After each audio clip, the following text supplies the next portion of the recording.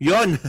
So, kamusta po mga ka-Streetwise? Ako po si Takeru Miyamoto at welcome po sa aking munting channel. So, mga kababayan, sobrang bad strategy po talaga ang ginawa ng mga Diskaya kung bakit po sila ay nakakulong po ngayon. So, ayan po ang napapala po nila sa pakikinig at pagsunod dito nga po sa napakahusay na legal advice ni Wigman ni Marcoleta. So, ano ba nangyari ngayon? So, kanina, no, ito nabalita po ito, no, na itong sila former DPWH officials Roberto Bernardo, Henry Alcantara, Gerard Apolencia, and contractor Sally Santos are now considered state witness in the flood control projects according to DOJ. Oo. So, tandaan po natin mga kababayan no, na isa sa mga rason kung bakit po sila napagbigyan para po maging state witness sa ibang mga kaso nga po ng flood control dahil sila po ay nagbalik or nag-restitute na mga sinasabi nga pong nanakaw. So ito yun, no? So si Bernardo, nagbalik nga ng 35 million. Si Alcantara, malaki 181 million po yung binalik niya. So si District Engineer Roberto Opelencia, 80 million.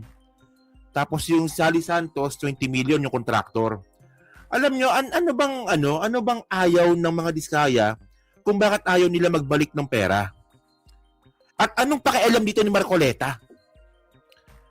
Di ba? So ngayon to, hanapin ngayon natin to, no, bada? Search natin, no. So mga kababayan, no, alam naman po natin, no, na itong sila mag-asawang Diskaya nakakulong po ngayon. So si Sara Diskaya po nakakulong po ata sa sa NBI ba or sa DOJ? I'm not sure. Tapos itong yung asawa naman lalaki nakakulong naman po sa Senate. Sa Senate ata nakakulong. So, search ngayon natin to, no? Hanapin natin to, Okay, Yusek Bernardo surrender. Tapos jailed, no? Jailed. Then natatama ba? Jailed. Sige. Okay.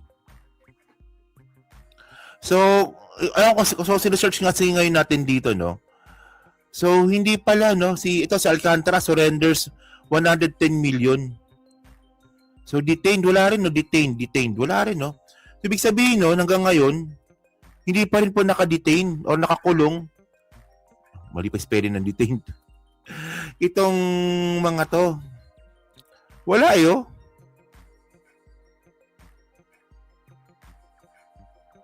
O, yung si Bernardo, tinandaw. Ito, meron dito. Ay, wala. Fake news to. Fake news yan. So, wala. So, ewan ko lang pero hinahanap ko po kasi talaga, no? So, ano bang gusto kong i-point dito? So, ngayon nga po, no, alam naman po natin na itong mag-asawang Diskaya po ngayon ay nakakulong. Tapos yung lalaki naka-detained. So, ngayon, dahil nga po sila nagbabalik ng pera, itong mga sila Bernardo, sila Alcantara, at saka yung iba pa, so, pinagbigyan ata po sila no, na makalaya muna. Siyempre, didiskarte ng pera yan eh. Si Alcantara ata, nagbenta ata ng gamit, no? Ng ari-arian. Ganoon din po si Yusek Bernardo. So, siyempre, paano ba naman sila makapagbalik ng pera kung sila po yung nakakulong? Diba? So, anong gusto ko sabihin dito? Alam nyo kasi mga kababayan, no? Ang mga Diskaya maraming alam yan. At kaya na po nilang ituro ang mga senador at mga congressman na sangkot po dyan sa flood control scandal po na yan. So ito po yung pinipigilan po ngayon ni Marcoleta. O ngayon, sa pakikinig ngayon ng mga Diskaya kay Marcoleta, ngayon anong ending? Sila yung nakakulong ngayon. O samantalang itong mga ibang mga individual na hindi po nakinig kay Marcoleta, sila po nakalaya po ngayon at ngayon, state witness pa. Alam nyo kasi ang maganda kasi dito dapat mga ka-streetways, no? Itong mga district engineers, itong mga contractor, no, dapat po sila magkaisa na kailangan po nila na magkaroon ng isang daan, isang way. No, isa lang dapat yung dinadaanan nilang way na dapat po talaga ituro talaga nila yung mga senador na sangkot nga po dito. Tandaan natin mga kababayan, no, hindi po mangyayari yung mga nakawan po na yan kung walang senador ang sangkot po dito. Senador at congressman. So tingnan nyo to mayroon akong gusto pa ipapanood sa inyo. Ganito po ipagtanggol ni Marcoleta ang mga yaman na ninakaw po ng mga Diskaya. Tingnan nyo to. Secretary, A couple of days ago, in the last hearing when you were here, we somehow settled the issue that restitution is not a requisite for an applicant to the WPP. Is that correct? It's not in the law. But sa akin ko kasi, hindi lang po batas na nagdidictate dito. It's also what is morally right, what is expected of us. Yan po kasi, kahit hindi nilagay sa batas, mga given po yan sa ating lipunan. What do you mean by that, Mr. Secretary? Kasi wala nga sa batas yung ano. Wala nga sa batas. Yung Then, requirements ano ilalagay mo sa batas? for admission to the witness protection. Ang restitution is not part of it. Yes, it is not. Oh, pero hindi ho nangangahulugan na hindi namin pwede i-layout yan depending on the case. Mr. Secretary, I am still in the stage where a particular applicant wishes to apply under that program. And there is a process. Alam niyo, no, ako po mga kababayan, no, nagtataka talaga kay Marcoleta, no. Bakit pinipigilan niya na mag-restitute itong mga diskaya? So itong mga diskaya naman, tatanga-tanga, naniwala naman. Oh, kasi ang point natin dito mga kababayan, no, ang pagbibigay po ng witness protection program at saka ng state witnesses nga po, ang pag-grant po niyan, sa DOJ po yan. So syempre may mga guidelines po yan at mga kababayan, kung gusto po ng DOJ na mag-restitute sila, wala pong magagawa ang ibang senador dito. Kasi po, under ng jurisdiction po nila yan.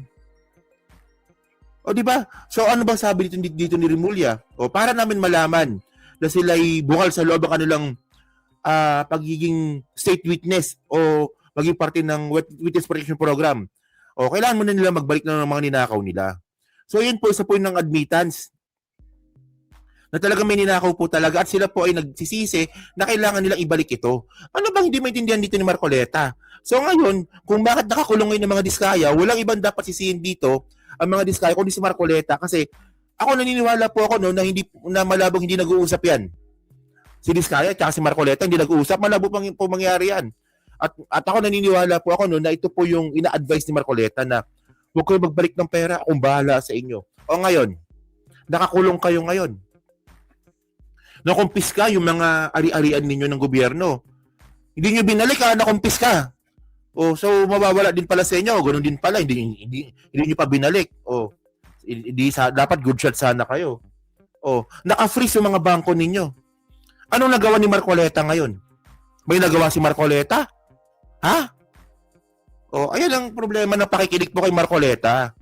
Kung sana di nyo sana pinakinggan yan at binulgar ninyo lahat ng mga nalalaman ninyo. Lahat ng nalalaman ninyo na sinabi ninyo sana na ang kumausap sa amin si Bongo, ang kumausap sa amin si Mark Villar, ang kumausap sa amin si Joel Villanueva. Oh, at ito yung ebidensya namin. At kami pa magbabalik po ng mga ninakaw. Oh, so magiging state witness po kayo noon, mga diskaya. Ang problema, ito si Marcoleta nga po, hindi ko po talaga alam kung ano bang hugot nito, kung bakit niya pinipigilan. So ano ba?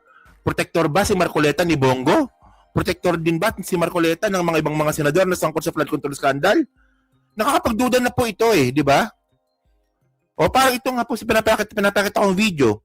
Talagang pinagtatanggol po talaga ni Marcoleta na hindi kailangan ng restitution. O, ang tanong, may nagawa ka ba? Wala namang ibang pwede mag-implement po niyan kundi DOJ lang. Tanong panahon po na yon si Boying Rimulya yung may hawak. O, yan tayo tanga-tanga kasi. In the process, restitution is not one of the requisites. Is that correct? Opo, pero if it's in terms of this case being a financial crime, sir, this is a crime against the Mr. financial Secretary, status of the Filipino people, of the Philippine Republic. I think that it's just right. Mr. that we ask- Secretary, are you amending the provision of No, the law? sir. No, sir. But that is how we run the witness protection program. As a lawyer, Mr. Secretary, may I ask you, in a criminal prosecution, the civil liability is impliedly instituted. Is that correct? Of course. Kaya nga hindi naman nangangahulugan kung sakasakali na natapos na yung criminal prosecution, kapag ka nakita na mayroong criminal liability yung tao, because it is impliedly implied, doon lang magkakaroon ng restitution. It will come after. Paano mo sasabihin na magre-restitute ang isang tao? Meron na bang findings kung magkano i-restitute on how it can be restituted? Nag-a-apply pa lang Huwag po ninyong babaguhin ang requisite ng batas, Mr. Secretary. I thought kung dumating ka dito... Logic nito, mga kababayan. Ang baba ng logic ni Marcoleta. So, paano daw malalaman kung magkano ibabalik kung hindi daw duman sa korte? So, dito po papasok po yung goodwill po ng gustong magbalik ng mga ninakaw. Siyempre, kung ikaw po nagnakaw po ng pera sa taong bayan, alam mo yan, by your own. Magkano ba yung mga nanakaw ko? O, di ba? So, goodwill na lang po ang pagbabasihan nito. Di po kailangan ng korte nito. Tanga naman nito. Tanga. Grabe. Sige, continue nga natin. So, nagkaintindihan na tayo eh. Kaya nabablar ang proceedings natin eh. Kaya nga kinote ni, siguro, ang chairman kanina gusto kong ituloy ito. Sinabi niya, nagpa-interview siya, na goodwill and sincerity should be done para itest. Pwede ba yung ganito? I respect your pwede. opinion, sir. But It that's is not how, my opinion, it is in the law, Mr. Secretary. Yes, sir. Yes, sir. But I am At operating. the arbiter Sir, is can I the speak, law. sir? May I speak, sir? Yes, you I'm are operating from the Senator from Marcoleta, from the kindly allow vantage the point of the resource, reason sir. behind the law, sir. What is the reason behind the law? So that we can get justice, and justice can only be attained if there is restitution. So that is the principle behind all of these things that we are talking about now. Mr. Secretary, restitution will come after. It cannot be. So it can cannot come before or after, sir. It can come before. or You after. cite the law that it come before. Wala nga po sa batas eh. Yay! Huwag Sir, po ninyong babaguhin ang batas, we Mr. Secretary. are operating on a unique set of facts, and we are all of these matters are being evaluated because the gravity of Alam this. niyo ito, no? Wala magagawa si Marcoleta dito. Oo, kahit na senador po siya dito. Wala siya magagawa dyan kasi nga po, under the jurisdiction po ito ng DOJ, ang pagbibigay nga po ng WPP at saka ng state witness. So ngayon, anong ending mga kababayan na nangyari ngayon? So ito yung ending niya, no? Wait lang isin natin to. So, wait lang, ito yung ending. Share screen. Yan. So ang ending mga kababayan, ito. Yan, oh. Nasa NBI pala si Sara Diskaya, oh. NBI confirms to surrender of Sara Diskaya. O, so habang yung mga nag-restitute nga po, ngayon nga po, nakalaya at gumagawa ng paraan para bayaran nga po yung kanilang mga ninakaw, allegedly, ito naman pong mga Diskaya po, laki paglaban po. Iba po yung daan na pinuntahan nila. So, ang nangyari, itong si Sara Diskaya, nakulong. Kasi non-bailable case yung kaso. At itong yung kasawang Diskaya na lalaki, nasa custody po ngayon at detained po ngayon ng Senate. O, di ba? So, imbis nga po na sana nga na sila pinasalaya pa, sana hindi sila nakinig kay Marcoleta.